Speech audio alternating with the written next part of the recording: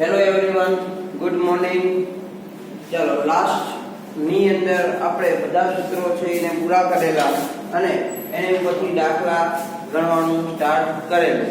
એમાં પહેલો દાખલો ગણેલો કે એને અનુરૂપ કે ભાઈ એક ઊર્જા અવસ્થામાંથી બીજા ઊર્જા અવસ્થાની અંદર જ્યારે ઇલેક્ટ્રોન છે એ સંક્રમણ કરે છે એટલે કે જાય છે એવા સમયે એમાં ઉત્પન્ન થતી ઊર્જાનો તફાવત એટલે આપણે ડેલ્ટા E મેળવેલો, પછી એની ઉપરથી આવૃત્તિ અને એની ઉપરથી તરંગ લંબાઈ મેળવેલી. હવે એવું જરૂરી નથી, મેં તમને જે રીતથી દાખલો ગણાવ્યો એ જ રીતથી તમારે એક્ઝામની અંદર પણ ગણવો. તમને યોગ્ય લાગે, તમને સૂત્ર યાદ રહી ગયું છે તો ડાયરેક્ટ આવૃત્તિનું સૂત્ર મૂકો, ડાયરેક્ટ આન્સર આવવાનો અને એનું આવૃત્તિ ઉપરથી ડાયરેક્ટ તમે તરંગ લંબાઈ લેમ્બડા મેળવી શકો છો. આ જ દાખલો, આ જ રકમ તરંગ લંબાઈ લેમ્બડાના બદલે તરંગ સંખ્યા પૂછે તો તમારે બીજું નવું કાંઈ જ કરવાનું નથી. આગળની ઊર્જા જેવી રીતે મેળવી હતી એમ, આવૃત્તિ જેમ મેળવી હતી એમ, તરંગ લંબાઈ જેમ મેળવી હતી એમ, પણ ફક્ત ફેરફાર એટલો જ કરવાનો છે કે તમારે જ્યાં 1/λ આવે ત્યાં તમે μ બાર એટલે કે તરંગ સંખ્યા લખી શકો. એ તમે સીધી સૂત્રની અંદર એપ્લાય કરો તો પણ ભલે, અને આપણે તરંગ સંખ્યા માટેનું સૂત્ર જે લખ્યું હતું એમાં તમે ડાયરેક્ટ કિંમત મૂકો તો પણ ભલે. એટલે તમને જે રીતે યોગ્ય લાગે મગજની અંદર એ સમયે જે રીત આવે તે રીતે તમે દાખલો ગણશો. જવાબ એક જ આવવાનો છે પણ આન્સર પણ તમારો સાચો રહેશે. એટલે તમારા ઓલા પ્રમાણે તમારે દાખલો ગણવાનો. ભાઈ તમારી ઉપર ડિપેન્ડ છે આગળના સૂત્ર તમને કેટલા યાદ છે અને તમારું મગજ ચાલવું જોઈએ કે આ સૂત્ર છે એ વાપરવા માટે મારી પાસે કેટલી કિંમતો આપેલી છે, નથી તો હું કઈ રીતે મેળવી શકું, એ તમારું મગજ દોડાવવાનું છે. બરોબર છે? બાકી સૂત્ર યાદ રાખજો, મેં કીધેલું સૂત્ર યાદ રાખીને આવજો.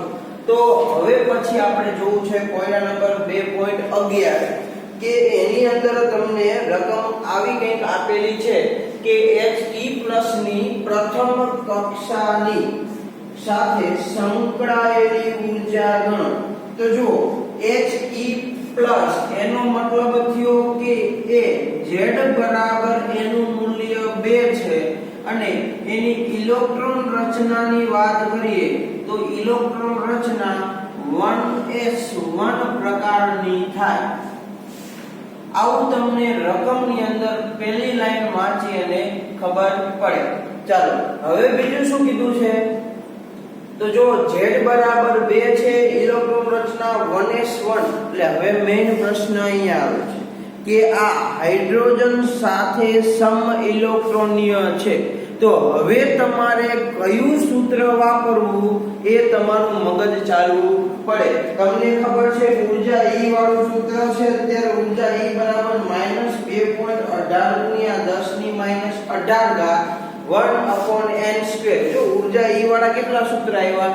આગળ ઊર્જા E નું સૂત્ર આવ્યું E બરાબર hν, એની પછી બીજું સૂત્ર આવ્યું E બરાબર hc/λ, અને આ ત્રીજા નંબરનું સૂત્ર આવ્યું કે E બરાબર -RH/1/n², અને ઊર્જાના તફાવત માટેનું સૂત્ર આવ્યું કે ડેલ્ટા E બરાબર 2.18 × 10⁻⁴ 1/ni² - 1/nf².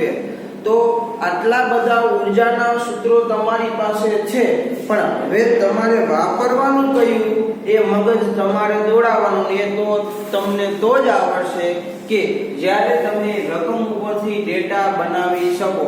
ને એક વખત ડેટા બનાવ્યા પછી તમારું મગજ ચાલવું જોઈએ કે આમાં આવી કિંમત આપી, હવે તમને આમાં ક્યાંય આવૃત્તિ નથી આપી કે આમાં ક્યાંય તમને તરંગ લંબાઈ નથી આપી.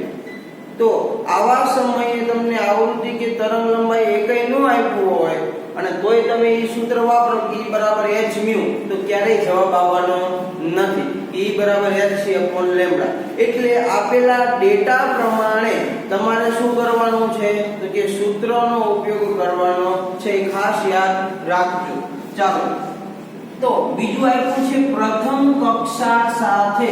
એનો મતલબ n નું મૂલ્ય તમને 1 આપેલું છે અને આપણી પાસે માંગેલી હોય એવી વસ્તુ શું તો કે માહિતી છે એની સાથે સંકળાયેલી ઊર્જા E બરાબર કેટલા અને કક્ષાની ત્રિજ્યા એટલે આપણી પાસે Rn બરાબર કેટલા આટલી વસ્તુ માંગેલી છે. તો આપેલી કિંમતનો ઉપયોગ કરી અને જોવા જઈએ તો સૂત્ર કયું બંધબેસતું આવે છે ઊર્જાનું. તો હવે ખાસ યાદ રાખવાનું છે કે અહીંયા તમને Z બરાબર 2 આપેલા છે એટલે હાઇડ્રોજન સાથે સમ ઇલેક્ટ્રોનીય છે. તો એવા સમયે પાછું સૂત્ર બદલાય. શું બદલાય? તો ઊર્જા E બરાબર -RH ઇન્ટુ સૂત્રની અંદર ફેરફાર આટલો આવે Z2/n². જો ઉતાવળની અંદર કોઈ 1/n² લીધું તો તમારો દાખલો ખોટો. જો 1/ni² - 1/nf² આ સૂત્ર ક્યારે આવે? તો જ્યારે તમને બે ઊર્જા અવસ્થા આપી ભાઈ પાંચમી કક્ષામાંથી બીજીમાં જાય, બીજીમાંથી પાંચમીમાં જાય, બીજીમાંથી ત્રીજીમાં આવે, તો આવા સમયે તમારે એનો ઉપયોગ કરવાનો થાય. ઊર્જાનો તફાવત હોય ત્યારે એટલે બે કક્ષા આપેલી હોય. અહીંયા તો આપણે પહેલી કક્ષા માટે મેળવવાનું છે તો ફરજિયાત આ સૂત્ર વાપરવું પડે. પણ બીજો મેઇન પોઈન્ટ એ ધ્યાનમાં રાખવાનો છે કે અહીંયા તમને શું આપેલું છે એ હાઇડ્રોજન માટે કીધું હોય તો Z ની કોઈ જરૂર નથી. એટલે આટલો જવાબમાં ફેર આવશે, ખાસ ધ્યાનમાં લેવાનું છે. તો નવું કાંઈ આપણે કરવાનું નથી. સૂત્ર આપણે અહીંયા લખી દીધું કે ભાઈ મારે આ Z² વાળું સૂત્ર છે એ વાપરવાનું છે. તો કિંમત મૂકતા જઈએ, આન્સર એમાં આવી જવાનો છે. ઊર્જા E બરાબર RH ની કિંમત આપણને ખબર છે કેટલી? તો કે 2.18 ગુણ્યા 10⁻18 આ જૂલ ની અંદર. ચાલો Z એટલે કેટલા? તો કે પરમાણુ ક્રમાંક 2 એટલે 2 નો વર્ગ છેદમાં n બરાબર કેટલા? એટલે 1 નો વર્ગ. ચાલો કિંમત મૂકી દીધી. તો ઊર્જા E બરાબર -2.18 ગુણ્યા 10⁻18 ગુણ્યા 2 નો વર્ગ 4 અને 1 નો વર્ગ 1 થાય તો 4/1 કરો તો તમને 4 જ મળવાના છે. તો આપણે 2.18 ગુણ્યા ખાલી શું કરવાના રહ્યા 4 એટલે 8.72 આપણને મળે. તો જો આન્સર આપણને આવો મળ્યો. ઊર્જા E બરાબર -8.72 ગુણ્યા 10⁻18 જૂલ. હવે તમારે 10⁻18 છે એને તમારે 10⁻19 માં ફેરવવો હોય તો ભલે અને ના ફેરવવા હોય તો પણ ભલે, એમણા ચાલે. તો આ આપણો આન્સર કે ઊર્જા E બરાબર -8.72 ગુણ્યા 10⁻18 જૂલ. તો પહેલો પ્રશ્ન પૂરો. ઊર્જા મેળવવાનું કીધું તો એક. હવે બીજા નંબરના પ્રશ્ન ઉપર ચાલીએ તો બીજા નંબરમાં શું કીધું કે ભાઈ ત્રિજ્યા છે Rn એ ત્રિજ્યા તમારે મેળવવાની છે. તો જો ત્રિજ્યા મેળવવા માટેનું સૂત્ર આપણે બે સૂત્ર જોઈ ગયા કે હાઇડ્રોજન પરમાણુની ત્રિજ્યા હોય ત્યારે Rn બરાબર શું આવે? તો કે A0 * n². આવું સૂત્ર આપણે ક્યાં જોઈ ગયા? હાઇડ્રોજન માટે. પણ હાઇડ્રોજન છે નહીં, કોણ છે? હિલિયમ. એટલે કે એનો સમ ઇલેક્ટ્રોનીય છે એ આયન છે. એટલે તમારે સૂત્રની અંદર ફરજિયાત કેના વડે ભાગવા પડે? Z વડે ભાગવા પડે. જો આ ભૂલાઈ ગયું તો આપણો દાખલો આવડતો હોવા છતાં આન્સર ખોટો આવશે. એટલે હાલ તમને એવું લાગે સાહેબ આવું તો આવડે, પણ જ્યારે તમે દાખલો ગણવા બેસશો ત્યારે આવી ઉતાવળની અંદર ભૂલ થઈ શકે. મેં જો શબ્દ એવો વાપર્યો ઉતાવળની અંદર, બાકી તમે બધા હોશિયાર જ છો એટલે કંઈ કહેવાની જરૂર નથી. તો A0 ની કિંમત ફિક્સ છે આપણા માટે કેટલી? તો કે 52.9 પાઇકોમીટર ગુણ્યા n ની કિંમત પણ આપણા માટે આપેલી છે. n બરાબર 1 એટલે 1 નો વર્ગ અને છેદમાં z બરાબર 2. બધા ભૂલ ક્યાં કરે છે? z એ મૂકે છે, પણ આ સૂત્રમાં અહીંયા ઉપર z² લખ્યો ને તો અહીંયા નીચે z² લખે, પણ અહીંયા z² નથી. આ ખાસ યાદ રાખવાનું છે કે અહીંયા ફક્ત z જ છે. જો સ્ક્વેર કર્યો તો જવાબમાં ઘણો બધો ફેરફાર આવશે. એટલે હવે આપણે r1 એટલે પહેલી કક્ષાની ત્રિજ્યા માટે પાઇકોમીટર છે એને હું મીટરમાં ફેરવું તો ગુણ્યા 10 ની -12 ઘાત લખાય. ચાલો આ તમને મળ્યા મીટરમાં, છેદમાં 2 કારણ કે 1 નો વર્ગ તો કેવો થવાનો 1 જ. તો આપણે ખાલી 52.9 ભાગ્યા 2 કરવાના છે. તો 52.9 ભાગ્યા 2 એટલે આપણને મળે છે 26.45 આન્સર મળે છે. એટલે ત્રિજ્યા કેટલી મળી તો 26.45 ગુણ્યા 10 ની -12 ઘાત મીટર. ચાલો તમને ખબર છે કે તમે પોઈન્ટ છે એ જમણી બાજુ કે ડાબી બાજુ ખસો એ પ્રમાણે શું થાય તો કે ફેરફાર થાય.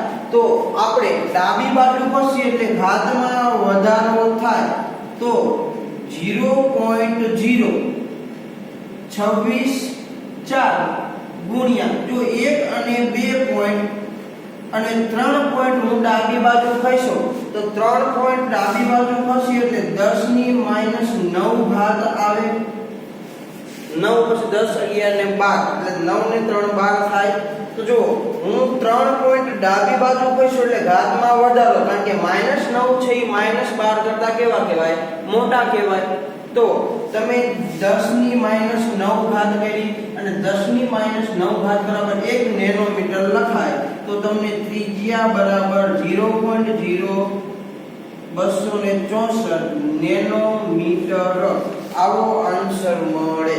તો જો આપણે ત્રિજ્યા પણ મેળવી અને આપણે એની ઊર્જા પણ મેળવી. તો આવી રીતે તમારે કયું સૂત્ર વાપરવું એ તમારી સૂઝબૂઝને આધારે તમે પ્રશ્ન છે એનો આન્સર નક્કી કરી શકો છો. ચાલો એક બીજો એક્સ્ટ્રા દાખલો ગણીએ કે રકમ કંઈક તમને આવી આપેલી છે કે ઇલેક્ટ્રોનના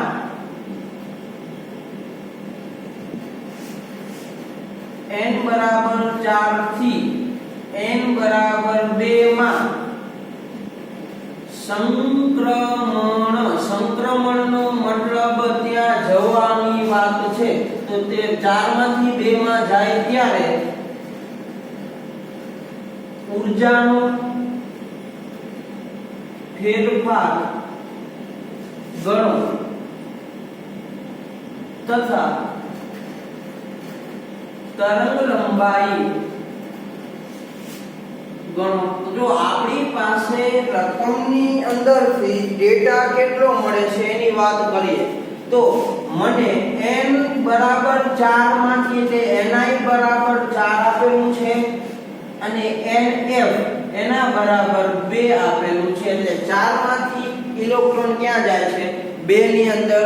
ત્યારે આપણે ઊર્જાનો ફેરફાર એટલે કે ભાઈ ઊર્જા માંગી છે અને ફેરફાર એટલે તફાવત સ્વરૂપે લઈએ છીએ એટલે ડેલ્ટા E માંગેલો છે.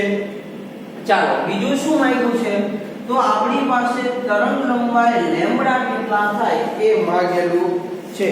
તો જુઓ હવે મારે કયું સૂત્ર વાપરવું તો એ મને ડેટા ઉપરથી ખબર પડે. તો જુઓ મારી પાસે ni એટલે કે ભાઈ શરૂઆતમાં 4 માં હતો અને અહીંયાથી ક્યાં ગયો તો બીજા નંબરની કક્ષામાં ગયો એટલે મારી પાસે ni અને nf ની કિંમત છે. હવે રકમમાં દર વખતે તમને અહીંયા 4 માંથી nf બરાબર 4 માંથી સોરી ni બરાબર 4 માંથી nf બરાબર 2 માંથી એવું લખીને આપ્યું હોય નોય આપ્યું. બીજા કઈ રીતે દાખલા પૂછાઈ શકે એ આપણે જે ડબલ ચર્ચા કરશું. હાલ ટેક્સ્ટ બુક પ્રમાણે આવી જોઈએ તો તમને ડેટા રકમ ઉપરથી બનાવતા આવડવો જોઈએ. બધા આ સૂત્રની અંદર શું કરશે તો કે આ દાખલાની અંદર આ સૂત્ર પૂછે આવું 1/n² વાળું એક વખત ni પર 4 માટે મેળવશે ને એક વખત 2 માટે મેળવશે. તો એવું કરવાનું નથી. એટલે સૂત્ર કયું વાપરશું તો આપણી પાસે જેમાં ni અને nf આવે એવું સૂત્ર આ છે કે -rh * 1 1/ni નો સ્ક્વેર માઈનસ 1/nf નો સ્ક્વેર. ચાલો જોઈ છે બંને કિંમત આપણી જોડે છે, તો નવું કંઈ કરવાનું નથી. સૂત્રની અંદર માઈનસ પણ આની અંદર લખવાનું થાય નહીં, કારણ કે તફાવત છે. ખાલી ફક્ત કક્ષા માટે હોય તો જ માઈનસ આવે. તો ડેલ્ટા E બરાબર મને શું મળે તો કે 2.18 ગુણ્યા 10⁻18 ઘાત કાઉન્સની અંદર 1/ni બરાબર કેટલા 4 નો વર્ગ 1/nf એટલે કેટલા તો કે 2 નો વર્ગ.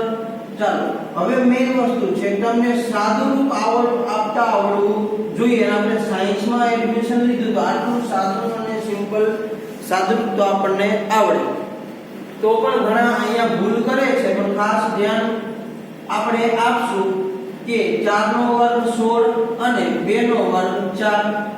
ચાલો તો હવે શું મળ્યું તો કે 2.18 ગુણ્યા 10⁻18 અહીંયા શું આવશે 4 માઈનસ 16 છેદમાં 16 ગુણ્યા 4. આવું થશે સાદુરૂપ આપો ત્યારે. અને 16 ગુણ્યા 4 નો લખવો હોય તો જે આપણે 16 ગુણ્યા 4 એટલે કે 64 આવે છે હમણાં લખી શકો છો, પણ તમને સમજાવવા માટે કે ઉપર શું થાય દશા લેવા માટે તો આ બાજુ છે અહીંયા જાય ચોકડી ગુણાકાર કરી દેવાનો, નીચેનાનો શું થાય ગુણાકાર. આવી રીતે તમારે ગણવાનું થાય. તો જો 16 માંથી આપણે 4 કાઢવાના છે એટલે 16 માંથી 4 જાય એટલે વધે 12, પણ કેવા 12 આવશે -12. તો જો 2.18 ગુણ્યા 10⁻18 ઘાત -12 ના છેદમાં 64 આવું તમને મળ્યું.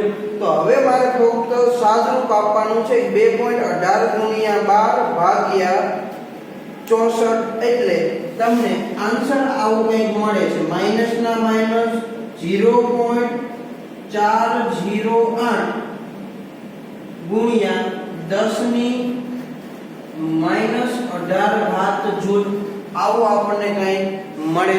તો જુઓ હવે મારે શું કરવાનું છે તો મને આટલી ઊર્જા મળી, હું એક પોઈન્ટ જમણી બાજુ ખસું તો ઘાતમાં ઘટાડો થાય એટલે મને ડેલ્ટા E બરાબર ફાઇનલી શું મળે તો કે 4.08 પણ કેવા માઈનસ ની અંદર માઈનસ 4.08 ગુણ્યા 10⁻19 ઘાત જૂલ આવો આપણને આન્સર મળે. તો હવે મારી પાસે એક વસ્તુ બાકી રહી શું તો કે આપણી પાસે તરંગ લંબાઈ લેમ્બડા છે માંગેલી છે. જો અહીંયા મળેલો માઈનસ છે એ માઈનસ શું દર્શાવે છે તો ઊર્જાનું ઉત્સર્જન થાય છે એવું દર્શાવે છે. તો આપણે હવે મેળવવાનું છે તરંગ લંબાઈ લેમ્બડા.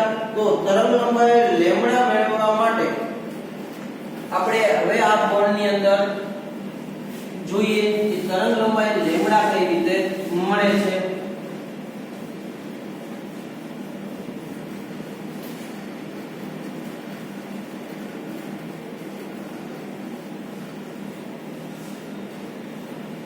જો તમે કદાચ ડેલ્ટા E ની જગ્યાએ HCF પણ લેમ્બડા મૂકી ડાયરેક્ટ લેમ્બડા મેળવી શકો છો, પણ આપણે શું છે કે રકમની અંદર આપણને ઊર્જા મેળવવાનું કીધું છે અને તરંગ લંબાઈ લેમ્બડા મેળવવાનું કીધું છે, એટલે ફરજિયાત આપણે પહેલા ઊર્જા મેળવવી પડે. નકર તમે શું કરી શકો કે અહીંયા ડાયરેક્ટ જ ઊર્જા E ની જગ્યાએ HCF પણ લેમ્બડા મૂકી અને લેમ્બડાને કરતા બનાવી દો એટલે તમારો આન્સર આવી જાય. પણ ઊર્જા માંગી છે એટલે આપણે ફરજિયાત ગણવી પડે.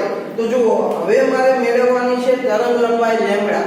તો ઊર્જા મારી પાસે છે કેટલી મળી છે ડેલ્ટા ને ધ્યાનમાં લેવાનો નથી. એ શું દર્શાવે છે ઊર્જાનો તફાવત દર્શાવે છે તો મુદ્દે શું ઊર્જા જ.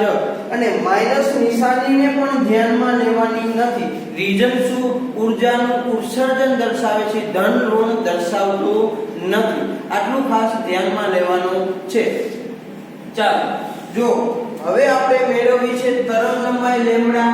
તો તરંગ લંબાઈ લેમ્બડા માટે સૂત્ર લખવું તો શું લખાય તો ભાઈ E બરાબર hc લેમ્બડા.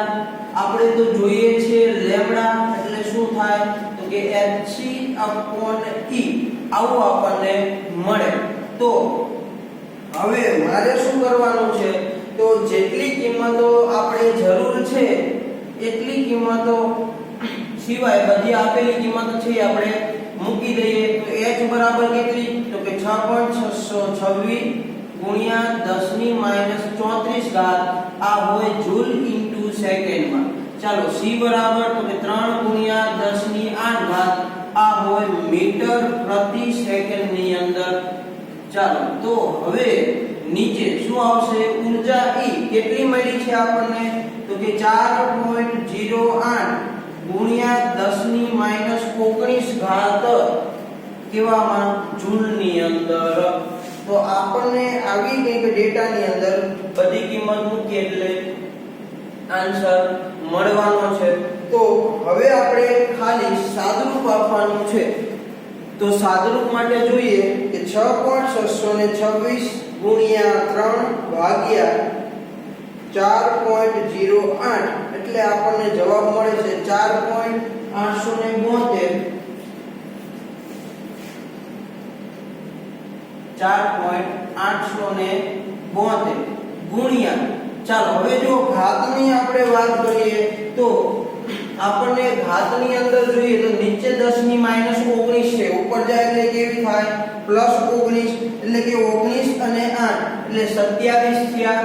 અને એ 27 છે એ +27 મળશે અને એ 27 માંથી -34 બાદ કરીએ એટલે આપણને 10 ની -7 ઘાત મળે. જો આપણે હવે કરવાનું શું છે, તો કે એકમ ગોતવાનો છે. તો એકમ માટે જોઈએ તો અહીંયા જો સેકન્ડ અહીંયાથી 1/સેકન્ડ એટલે બંને કેન્સલ થાય. અહીંયાથી જૂલ વધ્યું શું તમારી પાસે મીટર. તો આટલા મીટર તમને તરંગ લંબાઈ મળી. પણ તમારે મેળવવી છે નેનોમીટરમાં. બને ત્યાં સુધી તરંગ લંબાઈને આપણે નેનોમીટરમાં ફેરવશું.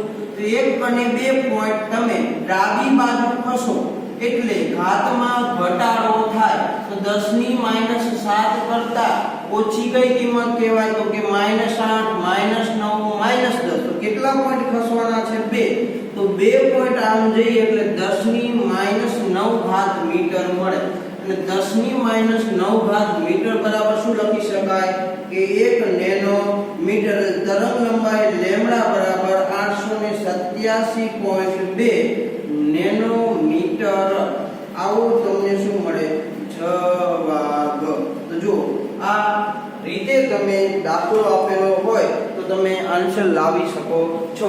રકમ બદલાશે, પૂછેલી વસ્તુ બદલાશે, તે તરંગ લંબાઈ, તરંગ સંખ્યા, આવૃત્તિ, પણ સૂત્ર એકને એક જ રહેવાનું છે. આપણે ફક્ત એક સાદુરૂપ આપવામાં ભૂલ ન કરીએ અને કયું સૂત્ર વાપરવાનું છે એમાં ભૂલ નહીં કરીએ તો આપણને 3 માર્ક 4 માર્ક કે 5 માર્ક જેમાં દાખલો પૂછવામાં આવે એ પૂરેપૂરા માર્ક મળવાના છે. એટલે આટલું આપણે યાદ રાખશું. તો બોર્ડ નંબર 2 ની અંદર આપણે અહીંયા દાખલા પૂરા કરીએ. તો આજ સુધી જે બોહર હતી, બોહરની જેટલી અભિધારણાઓ હતી એ અભિધારણાઓ આપણે અહીંયા પૂરી કરી. તો જે બોહરનો નમૂનો હતો એમાં પણ કેટલીક મર્યાદાઓ હતી કે બોહરનો નમૂનો છે એ આ વસ્તુ સમજાવી શકતો નતો. તો કઈ બાબત સમજાવી નતો શકતો એની આપણે ચર્ચા કરવાની છે. તો આપણે જોઈએ કે બોહરના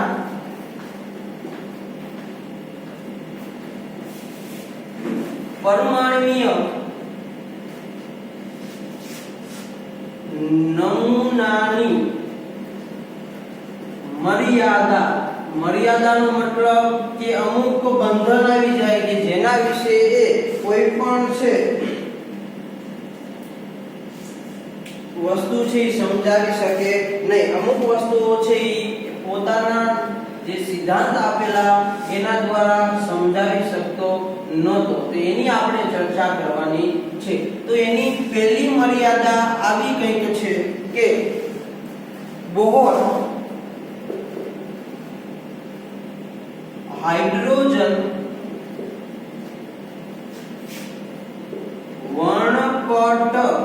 સિવાય અન્ય તત્વોના વર્ણપટને સમજાવી શકતો ન હતો. એટલે કે હાઇડ્રોજન સિવાયના અન્ય વર્ણપટ હતા એને સમજાવવામાં એ કેવો હતો? અસમર્થ હતો. અસમર્થ મતલબ સમજાવી શકાતું ન હતું. તો જો હાઇડ્રોજન છે એનો વર્ણપટ એની વાત કરીએ તો જો તમને મળેલું દ્રશ્યમાન વિસ્તારમાં આટલી રેખાઓ મળે, પછી લાયમન શ્રેણીમાં આટલી રેખાઓ મળી, આ ભારત જાંબલી પ્રકાશના ઉત્સર્જન કરતા હોય, દ્રશ્ય વિભાગમાં આવા રંગની તમને તરંગ લંબાઈ જોવા મળે. તો એ બધી જ બાબત છે એ હાઇડ્રોજન માટેની હતી. તો બોર છે એના અભિધારણો દ્વારા તમે હાઇડ્રોજન વિશેની બધી માહિતી મેળવી શકો, પણ એની સિવાયના અન્ય તત્વો હોય તો એ તત્વોને આવા વર્ણપટ મળે ને, તો એ વર્ણપટ પણ તમે સમજાવી શકાતા નહોતા. એટલે આ પહેલી એની મર્યાદા હતી. બીજી મર્યાદા શું છે? તો કે તે પરમાણુની રાસાયણિક બંધથી જે અણુ બનાવવાની, એટલે કે આપણે લખતા જઈએ કે તે પરમાણુઓની રાસાયણિક બંધ દ્વારા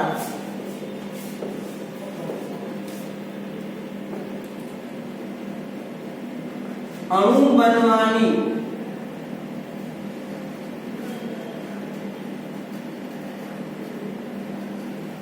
ક્ષમતા અથવા અણુ બનવાની ક્ષમતા વિશેની જે માહિતી છે એટલે અણુ બનવાની ક્ષમતા ને સમજાવવામાં કેવો હતો? કે અસમર્થ હતો. એટલે કે કોઈ પણ પરમાણુ છે એકબીજા સાથે સંયોજાય રાસાયણિક પ્રક્રિયા કરી અને શું બનાવે? બંધ બનાવે. ડાયરેક્ટ બે હાઇડ્રોજન પરમાણુ સંયોજીને H2 અણુ બનાવ્યો. તો આ H2 અણુ કેમ બન્યો, કઈ રીતે બન્યો, આવી બાબત છે એ આ બોહર છે એ સમજાવી શકતો નહોતો. એટલે આ બે એની મર્યાદા હતી કે આ બાબતો એ સમજાવી શકાતો નહોતું. બોર્ડ નંબર 2 ની અંદર આપણે આટલી ચર્ચા કરી. તો હવે આપણે નવું કે ભાઈ આ બધી બાબતો કોના દ્વારા સમજાવી શકાય? તો ચોથા નંબરનો મુદ્દો હતો કે ક્વોન્ટમ યાંત્રિકીય નમૂનો.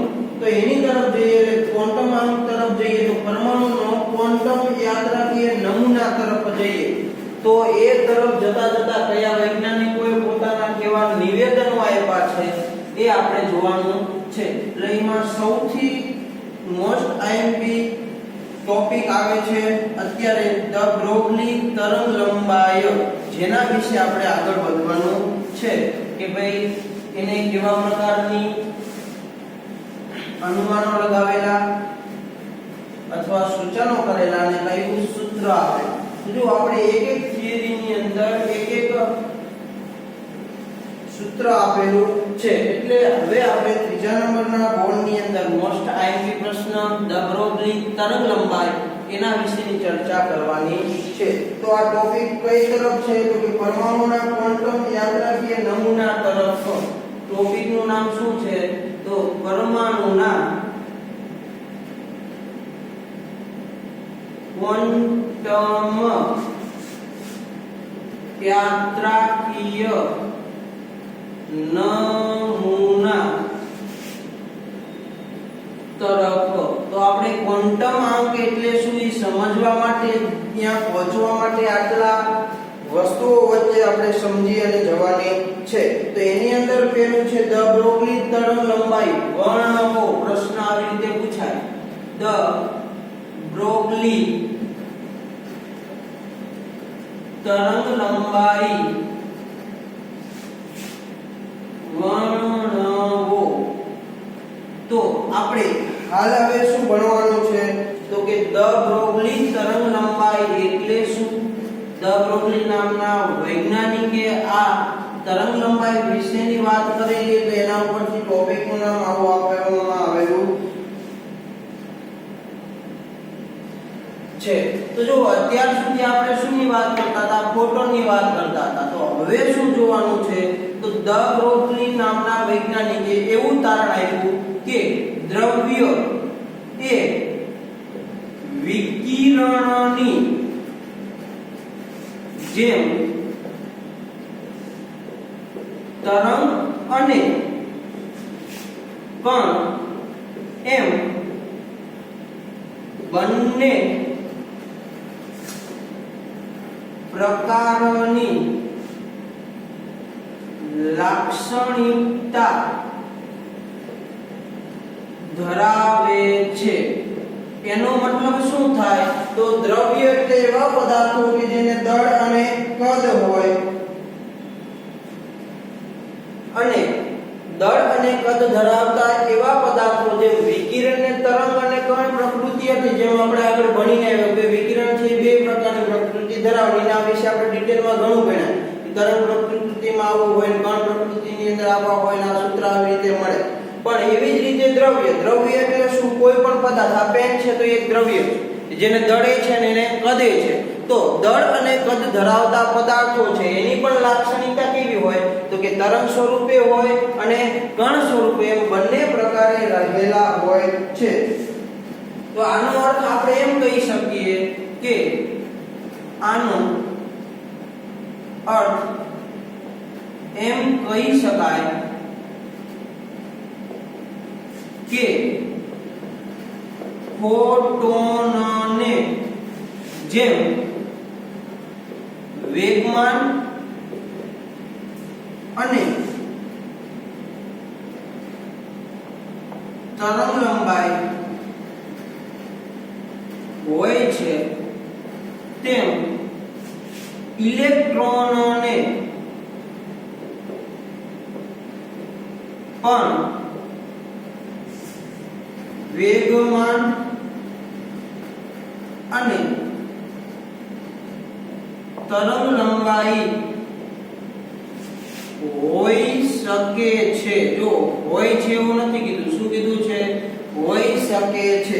આવું કોને કીધું તો કે દ બ્રોગલી નામના વૈજ્ઞાનિકે। જેમ ફોટોનને વેગમાન અને તરંગ લંબાઈ હોય। વેગમાન એટલે શું તો કે કોઈ પણ દળ ધરાવતો પદાર્થ છે એ ગતિ કરતો હોય તો એને શું કહેવાય? એનું વેગમાન કહેવાય। એટલે એની અંદર m એટલે એનું દળ આવે અને v એટલે એનો વેગ પણ આવે। એટલે વેગમાન બરાબર તમે શું લખી શકો? mv લખી શકો, બરોબર છે। તો ઇલેક્ટ્રોન છે તો એની વિશે તમે જો આપણે આગળ માહિતી મેળવી તો ઇલેક્ટ્રોનને દળે છે ને, આપણે એનું દળ લઈએ છીએ 9.11 × 10⁻31 કિલોગ્રામ। તો જો ઇલેક્ટ્રોનને દળે છે તો જે દળ ધરાવતો પદાર્થ, તો ઇલેક્ટ્રોન શું કરે છે? કક્ષામાં ગતિ કરે છે, તો એનો કંઈક વેગ તો હોવાનો, તો એનું શું હોય? વેગમાન પણ હોવાનું। અને જે વેગમાનથી ગતિ કરતા હોય એની કંઈક તરંગ લંબાઈનું શું કરશે? ઉત્સર્જન પણ કરશે। તો એને શું કીધું તો દ બ્રોગલી નામના વૈજ્ઞાનિકે તેના તારણ મુજબ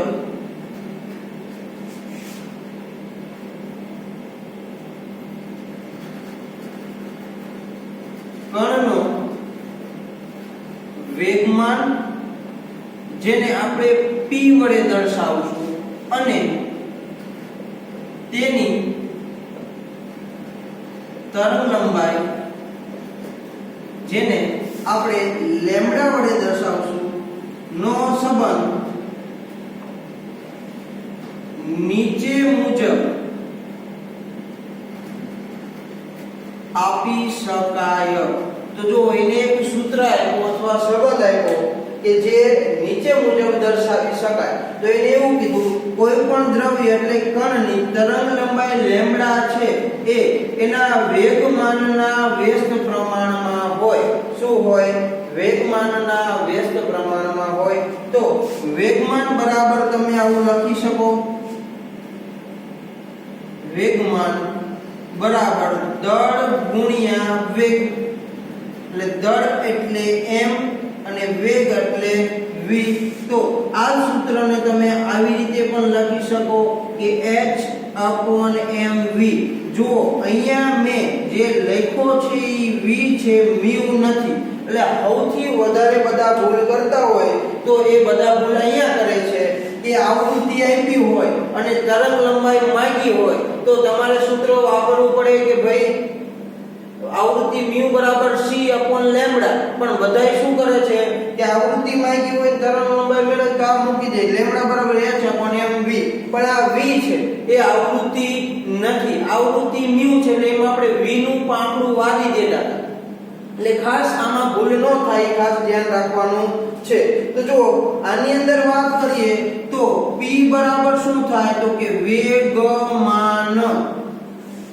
એમ એટલે શું થાય તો કણનું દળ. એ પછી કોઈ પણ કણ આપેલો હોય, ઇલેક્ટ્રોન હોય તો ભલે અને તમને કોઈ ક્રિકેટનો બોલ આપેલો હોય તો પણ ભલે. જો v બરાબર શું છે તો કણનો વેગ.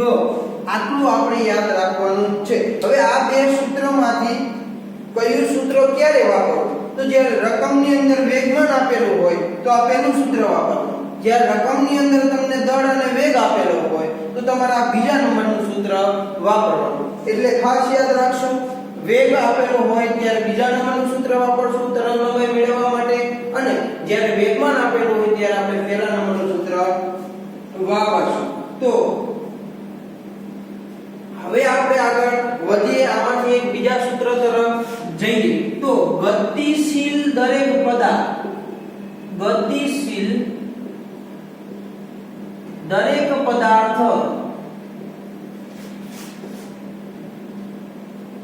એ કણ પ્રકૃતિ ધરાવે છે. એટલે આપણે આમ જોવા જઈએ તો આપણે અત્યાર સુધી જોયા તો કણ અને તરંગ પ્રકૃતિ જોઈ, એમાં એ શું હતા ગતિશીલ હતા. તો એ ગતિશીલ પદાર્થો છે કેવી પ્રકૃતિ ધરાવે કણ પ્રકૃતિ. અને સ્થૂળ પદાર્થની વાત કરીએ તો એ સ્થૂળ પદાર્થની તરંગ લંબાઈ એટલી ઓછી હોય. સ્થૂળ પદાર્થ એટલે શું તો કોઈ દળ ધરાવતો પદાર્થ અને જે કેવો હોય ખૂબ જ મોટા કદનો, તો એવા દળ ધરાવતો પદાર્થ જેને શું કહેવામાં આવે સ્થૂળ પદાર્થ.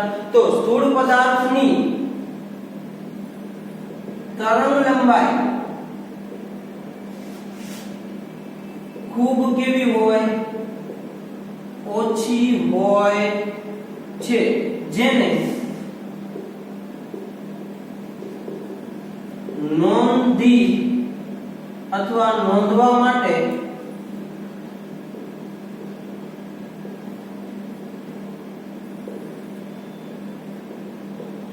મુશ્કેલી પડે છે, અથવા તમે એને નોંધવી હોય તો એટલે કે તમારે કેટલી તરંગ લંબાઈનું ઉત્સર્જન કરે છે એ નોંધી શકાતી નથી. એટલે આમાંથી નોંધવા માટેની જે તરંગ લંબાઈ છે કેવી હોય તો ખૂબ જ સ્થૂળ પદાર્થની તરંગ લંબાઈ ઓછી હોય, ઓછી હોવાને લીધે તમે એને નોટ કરી શકતા નથી. તો ઇલેક્ટ્રોન ની વાત કરીએ તો ઇલેક્ટ્રોન જેવા ઇલેક્ટ્રોન તથા તેના જેવા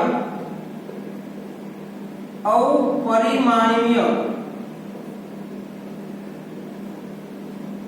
કણોની તરંગ લંબાઈ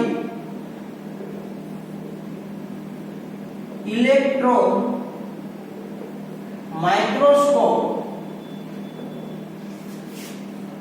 વડે નોંધી શકાય છે. જો ઇલેક્ટ્રોન છે અથવા એના જેવા અપરિમાણીય કણો કોને કહેવાય આપણને ખબર છે. તો એવા અપરિમાણીય કણો છે એની જો તમારે તરંગ પ્રકૃતિ અથવા તરંગ લંબાઈ નોંધવી હોય તો કોના દ્વારા માપી શકાય ઇલેક્ટ્રોન માઇક્રોસ્કોપ. એટલે બાયોલોજીની લેબની અંદર ક્યાંક તમને જોવા મળે કે ભાઈ ઇલેક્ટ્રોન માઇક્રોસ્કોપ દ્વારા ઓબ્ઝર્વેશન કરી શકાય. એમાં જે પદાર્થ છે એની કરતા 150 ગણું એ તમને વિવર્ધન દેખાડે, એટલે 150 ગણો મોટો દેખાડે કે જે પદાર્થ જેટલું કદનો છે એની કરતા તમને 150 ગણો મોટા કદનો પદાર્થ તમને જોવા મળે. તો હવે મારે શું મેળવવું છે કે ભાઈ ઇલેક્ટ્રોનની ગતિ ઊર્જા મેળવવી છે. તો હવે આપણે સૂત્ર કદાચ તમને ગતિ ઊર્જા માટેનું પૂછે તો એનું સૂત્ર આપણે તારવીએ કે ઇલેક્ટ્રોનની ગતિ ઊર્જા. જો તમને ગતિ ઊર્જા આપેલી હોય તરંગ લંબાઈ માંગે તો તમે એના ઉપરથી કેવી રીતે તરંગ લંબાઈ મેળવી શકો છો એ તમારે અત્યારે આપણે શીખવાનું છે. તો જો આગળ આપણે આટલું ભણીને આવ્યા છીએ ગતિ ઊર્જા બરાબર 1/2 mv² લખાય. એ શરૂઆતની અંદર જ્યારે દહેલી ઊર્જા વાળું આપણે ભણ્યા, દહેલી આવૃત્તિ વાળું, ત્યારે આપણે જોયેલું. તો જેને આપણે k વડે દર્શાવેલો, k બરાબર E લખી શકાય એવું કીધેલું મેં તમને. એક પ્રકારની ઊર્જા છે. આ E લખવાનો મતલબ શું? ઇલેક્ટ્રોનની ગતિ ઊર્જા. તો ke બરાબર શું લખી શકાય? 1/2 mv². આવું આપણે આગળ ભણીને આવ્યા છે, બરોબર. આવું ક્યાંક ફિઝિક્સ ની અંદર પણ આવતું હશે. જ્યાં ગતિ ઊર્જા બરાબર શું લખી શકાય? તો કે ગતિ ઊર્જા બરાબર શું છે? ke. બરોબર, ઓકે. ચાલો, તો આમાં હું વેગ v ને કરતા બનાવું, આવું લખી શકાય v² બરાબર, ચાલો બગડો ક્યાં જાય? ઉપર, 2ke છેદમાં m ક્યાં આવશે? નીચે. એટલે આવું તમને મળે. ઓકે. હવે જો હું v બરાબર લખવા જાઉં તો v બરાબર મને શું મળે? √2ke m. આવું મને મળે. ચાલો, મને v ની કિંમત કેટલી મળી? તો કે ભાઈ 2√2ke m આવી કિંમત મળી. તો જો હવે દ બ્રોગલી તરંગ લંબાઈનું સૂત્ર છે એમની અંદર આપણે v ની કિંમત મૂકી શકીએ. તો હવે આપણે એવું જોઈએ કે ભાઈ લેમ્બડા બરાબર મારી તરંગ લંબાઈ, જો આ ગતિ ઊર્જાનું સૂત્ર થાય, આ વેગ v મેળવો. જો તમને એવું કે ગતિ ઊર્જા આટલી છે ને વેગ v મેળવો, તો આ સૂત્ર ઉપરથી તમને મળે. જો તમને એવું કે ગતિ ઊર્જા આટલી છે, તરંગ લંબાઈ લેમ્બડા મેળવો, તો હવે તરંગ લંબાઈ લેમ્બડા કેવી રીતે મેળવવી એ જોઈએ. તો લેમ્બડા બરાબર h/mv માં v ની કિંમત મૂકતા, ચાલો હું v ની કિંમત મૂકું છું તો મને કિંમત કઈક આવી મળે. ભાઈ લેમ્બડા બરાબર h/m હતા એમના અંડરરૂટ v ની જગ્યાએ શું મૂકી શકો? તો કે 2ke છેદમાં અંડરરૂટ છેદમાં m. આવું આપણને કિંમત મૂકી એટલે મળે. તો જુઓ હવે હું શું કરું છું? તો બધાને આ m છે એને બે વખત અંડરરૂટ m લખી શકાય, કારણ કે વર્ગમૂળ ગુણ્યા વર્ગમૂળ એટલે તમને વર્ગમૂળ શું થાય? દૂર. તો આવું લખી શકાય h ના છેદમાં under root m into under root m. મેં શું લખ્યું? આ m ને બે વખત વર્ગમૂળમાં લખ્યા એટલે ખાલી તમને શું મળે? ખાલી m મળવાનો. ઓકે. ચાલો, આના માટે આપણે એવું લખીએ ગુણ્યા બંનેને વર્ગમૂળ આપી દઈએ. વર્ગમૂળમાં 2k છેદમાં અંડરરૂટ m, બંનેને પર્સનલી આપી દીધા. તો જો અહીંયાથી અંડરરૂટ m જાય, અહીંયાથી અંડરરૂટ m જાય, તો વધ્યું શું? તો કે વર્ગમૂળમાં m અને વર્ગમૂળમાં 2k. તો લેમ્બડા બરાબર તમે આવું લખી શકો કે h ના છેદમાં અંડરરૂટ 2ke ઇન્ટુ m. તો જો આ આપણને તરંગ લંબાઈ લેમ્બડા જ્યારે તમને ગતિ ઊર્જા આપેલી હોય ત્યારે કેવી રીતે મેળવી શકો એનું સૂત્ર મળ્યું. તો આ ઇલેક્ટ્રોનની ગતિ ઊર્જા સાથે તરંગ લંબાઈના લેમ્બડાનો સંબંધ શું છે એના માટેનું સૂત્ર મળ્યું. એટલે આ સૂત્ર તમને ZW ની અંદર પૂછાઈ શકે છે. એકાદી બે વખત એ પૂછાઈ ગયું છે કે ભાઈ તરંગ લંબાઈ લેમ્બડા અને ગતિ ઊર્જા કે સાથેનો સંબંધ નીચેનામાંથી કયો છે. તો આજે આપણે આટલા સૂત્રો શીખ્યા. એ સૂત્ર કાલે તૈયાર કરીને રાખજો. આપણે એની ઉપરથી કાલે દાખલા ગણવાના છે. એ ગતિ ઊર્જા વાળો હોય તો ભલે અને આ બંને પ્રકારના હોય તો કેવી રીતે ગણી શકાય એ આપણે કાલે જોશું. તો આજે આપણે અહીંયા સુધી રાખીએ છીએ.